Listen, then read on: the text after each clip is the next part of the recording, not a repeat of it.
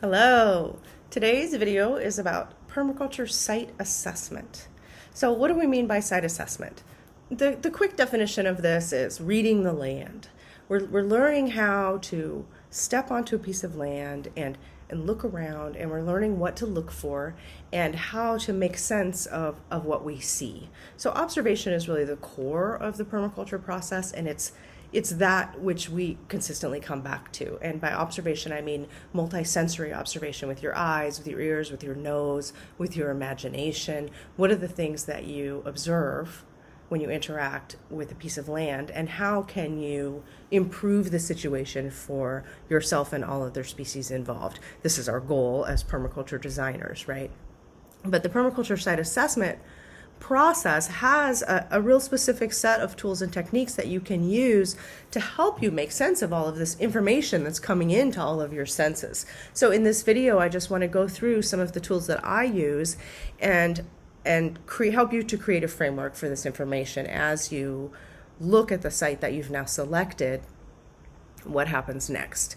The most common thing that people do is just jump in and start planting trees and planting gardens and building stuff and digging swales. But it's really important to do a detailed and thorough assessment of the site before you start making changes, so that you can avoid making really big mistakes. And of course, in permaculture, we say mistakes are tools for learning, but really, really big mistakes can be kind of hard to undo, especially when we're talking about the soil. It can be quite easy to damage the soil and quite difficult to repair it. And the same thing with relationships, like with the neighbors. If you step on toes right away, it can take a while to repair that. Whereas if you take the time to do an assessment and to connect with those neighbors as stakeholders ahead of time, then you can maybe avoid some issues. So let's jump in. The most common tools that you see used in permaculture site assessment process is zone analysis, sector analysis, and scale of permanence.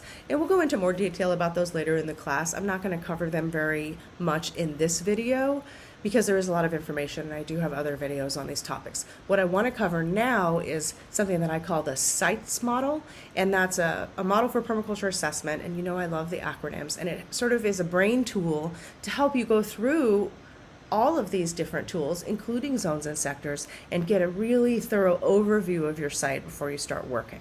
So SITES, S-I-T-E-S, stands for Stakeholders, Inquiry, Theory, Energy, and Synergy. And within each of those, I've created this little worksheet for you that you can refer to as you watch the video.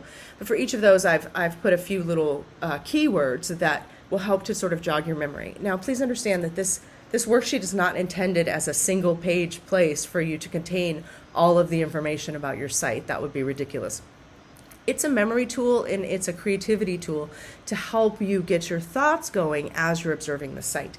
And it's important to also mention that site assessment shouldn't just happen in one day. Of course, we always have time limits and financial limits, and there's lots of boundaries around every design project. But it's important that your site assessment is conducted at least over a few days and a few different visits in different kinds of weather, and preferably over the course of several seasons. In some ways, we feel like there's a lot of reason to rush. There's a lot going on in the world that makes us feel sort of frantic, like it's important to just kind of rush into our permaculture project and get everything as sustainable as we can right away. And I think that there is a lot of urgency right now, but it's also really important to make wise decisions and to interact with the land in a way that is actually going to be sustainable and isn't just about your desperation in this moment, if that makes sense. So let's just go really quickly through the SITES model. Your stakeholders are the first step, because the stakeholders are the most directly impacted by your site. They're the living creatures on your site, humans and non-humans, and they're also the most likely to damage the site because they're the living creatures on the site. And they're more likely to complain about it, they're more likely to participate in it, so we always start with the stakeholders.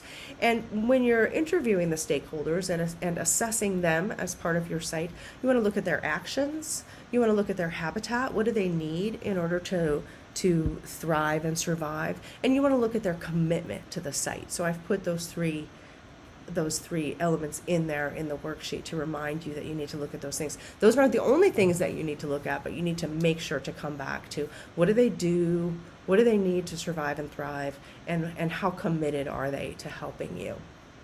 So this applies to non-human species as well, and while you can't necessarily ask them questions, you can intuit and you can observe and you can try to draw conclusions based on what you discover.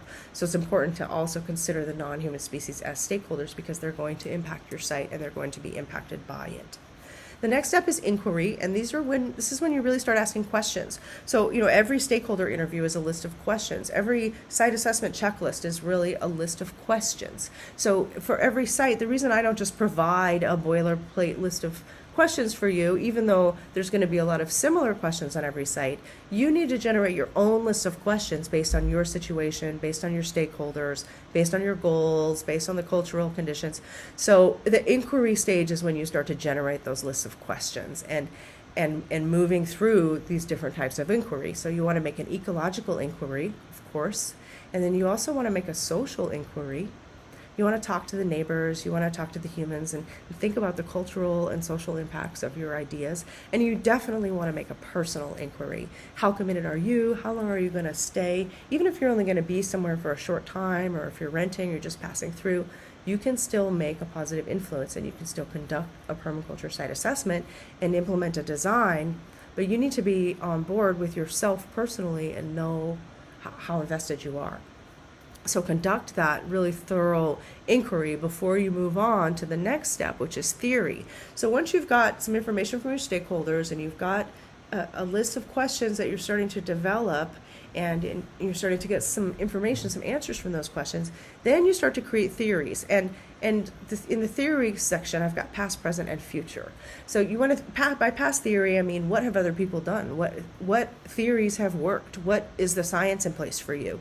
Don't just make it up. Don't reinvent the wheel. Look at the information that's available to you, what's worked in the past and what hasn't, and apply that and think about how that's appropriate to your current site that you're assessing.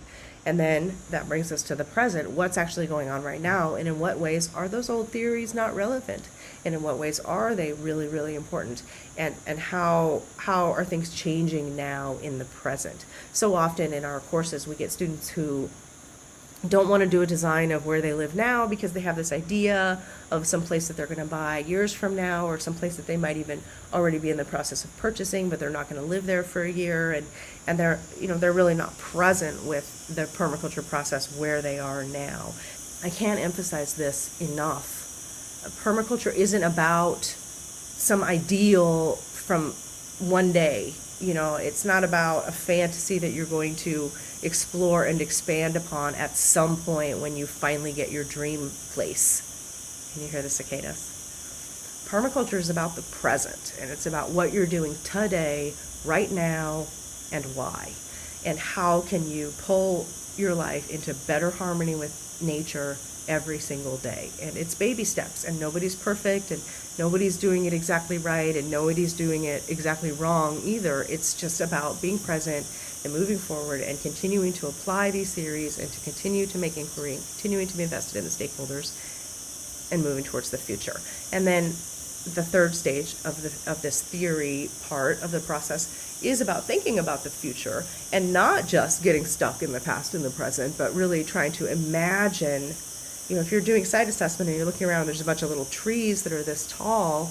Well, they're not, they're trees, right? So even in a year or 10 years or 20 years, you have to think about the future and how big are things going to be at maturity, and not just with the plants. What are the stakeholders going to need in the future? Right now, if you have children who need a place to run and you want to plant a lawn, well, those kids are going to grow up really fast, and they're not going to be running on your lawn anymore. They're going to be off in the world. So if you design your whole site around having small children and they grow right up, well, then you weren't considering the future. So think about all of these, and it's a lot, right? It's a lot to think about, and that's why it's important to engage in a thoughtful and protracted site assessment process and not rush through it. So the next letter in the site's acronym is E, and in this case it stands for energy. And that's about what sorts of resources, what sorts of technology are in place, and what kind of energy is being used in a really literal sense. Are you on the grid or are you off the grid? How much power do you have if you're off the grid? That's going to obviously apply to your design strategy. But it also not just in the literal sense, but in the emotional sense and in the personal sense. Your personal energy. How much is going into this? How much are you getting back? Is that a sustainable flow? And then the sections that I put in there are expansion, contraction, and inertia. So use these as lenses through which to observe. What is expanding right now, and is that conducive to your goals? Can you change that? What would you like to expand? What would you like to provoke more expansion in? What's contracting? What needs to be more contracted? What can be made smaller and tighter? And then inertia. One of the things I'm always looking for when I'm doing site assessment is stagnant energy. So, if there's like a corner that's just like a mess and it hasn't been touched in years and it has like a burn pile, I know there's going to be a lot of potential in that inertia. There's always a lot of potential to pull energy out and create new things. So in a lot of ways, inertia can be a really great resource. So it's something to look for and something to make note of. And then also thinking about the potential for inertia. If you put your workshop in, let's say you want to start doing more ceramics, and you've got a ceramics workshop that you're setting up on your site, but you put it like in some back corner down behind the shed, there's going to be more inertia with that. You're not drawn to it as much as if you put it right in the way between you and the garden, and then you have to go past that ceramic studio all the time. You're going to be more inspired. You're going to be more likely to just go in it and actually start doing ceramics. So it's one random example, but hopefully you understand what I'm saying about how inertia can work to your benefit or it can work to your detriment. It's important to think about and to try to predict which it's going to be while you're doing your site assessment.